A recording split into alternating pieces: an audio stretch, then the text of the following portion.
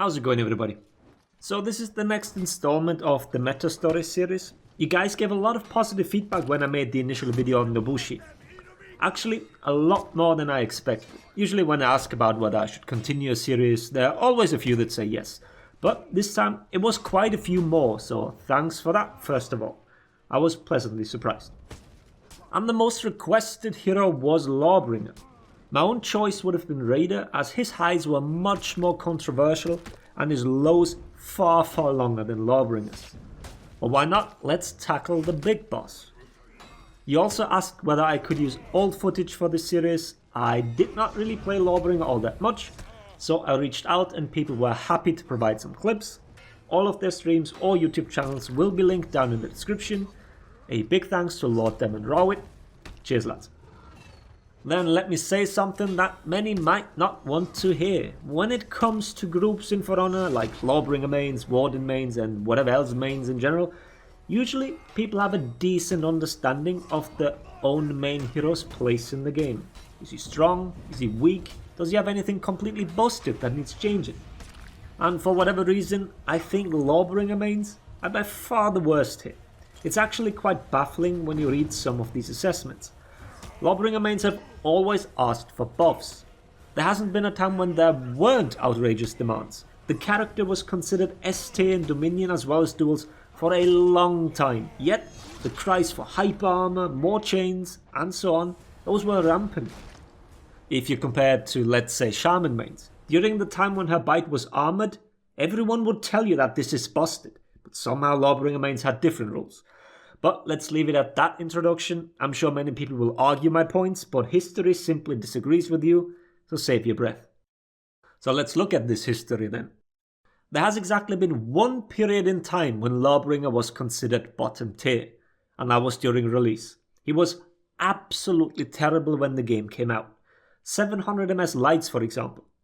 Probably something many people yearn for nowadays as the standard, but objectively it was one of the things that made the character an absolute dumpster fire. Then another thing many people either don't know or have forgotten nowadays, characters had different values for consecutive guard switches.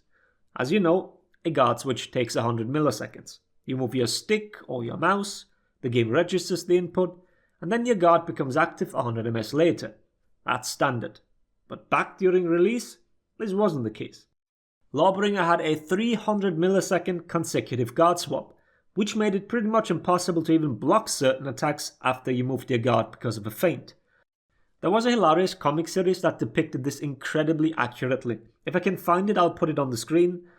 That was the day of it being fixed. Around that time then, people started to discover that his feats were utterly ridiculous. The term Bombbringer was thrown around, and even if his kit might have not been the best at that time, the feats made up for that. Which also meant that he saw use during the first experiments with Dominion as a competitive mode. But let me explain why all three bombs together were so strong. Fiat Lux played a major role here. Back then it had two more properties. First, it did 25 damage. The low cooldown allowed for it to be even used for minion clearing. By the next fight it will most likely be up again. It did stun and it put you out of stamina. That's what it does today as well. But the one extra thing was what made it proper nonsense. You could no longer dodge while under its effect. This meant that consecutive bombs, which Lawbringer had plenty, were all guaranteed. So you got hit by a Fiat Lux and then were forced to stumble around while eating Pugna Mortis as well as Igneous Ember. Sounds fun, right? And unlocking his feats was never really a big issue, as minion clearing gives plenty of renown.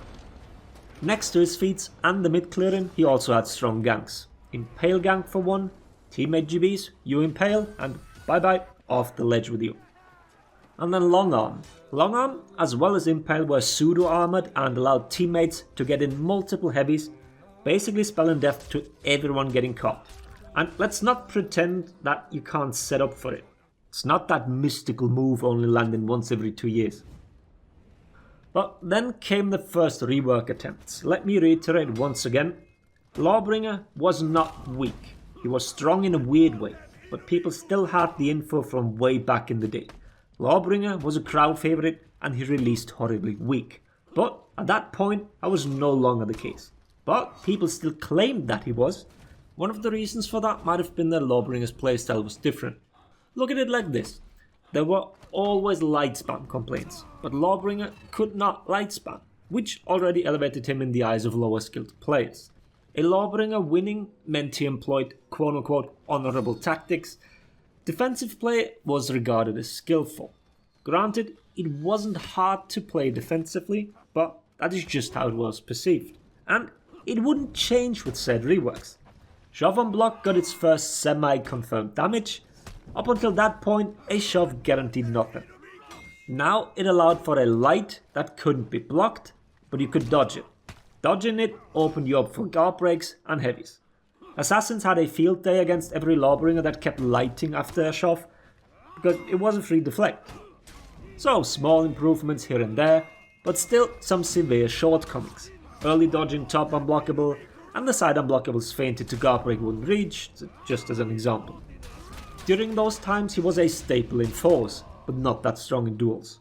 In retrospect, considering that most things were reactable and he had ways to punish everything, he probably was better than we thought back then.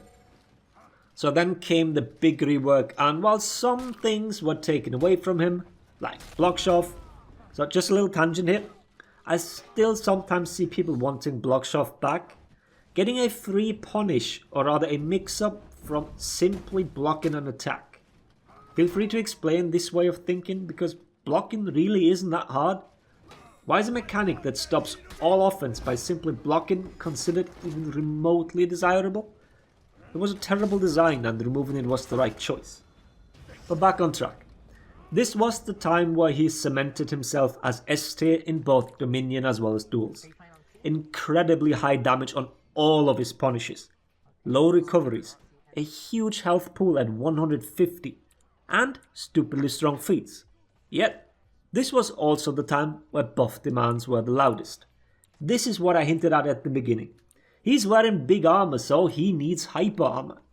You could read this everywhere. The players of the by far strongest hero in the game were demanding massive buffs. It was absolutely surreal. A 50 damage light parry punish in a game where lights were reactable. A wall splat on every heavy parry because impale was guaranteed all the time. Oh, hey, buff my hero please. And this period lasted a long time, from Hitokiri release until the core combat update. Only then he fell out of meta. But for years, starting from his initial buffs after release until the game was changed with the CCU, all this time, Lawbringer was a meta hero. That was one of the reasons why I initially didn't want to make this video. Well, not about Lawbringer. I think it's more interesting if a hero had distinct points in time when they shined. Lawbringer was just a permanent powerhouse, and somehow not regarded as one by a lot of people. His playstyle was, and still is today, a very defensive one. He can't initiate on his own, but once enabled by a parry, or dodge, or any other defensive action, he then does have viable offense. He now requires a lot more effort to have the same impact that pretty much came for free in the past. Lawbringer spoiled his players for the longest time. Deleting someone with 2 light parries wasn't particularly hard. Whether we'll ever see him back to his former glory? Well, I highly doubt it. But yeah, this was a rough overview of Lawbringer. There are many more minute details that I didn't mention, so feel free to share them in the comments. I hope the video was interesting. Thanks for watching. Laters everybody.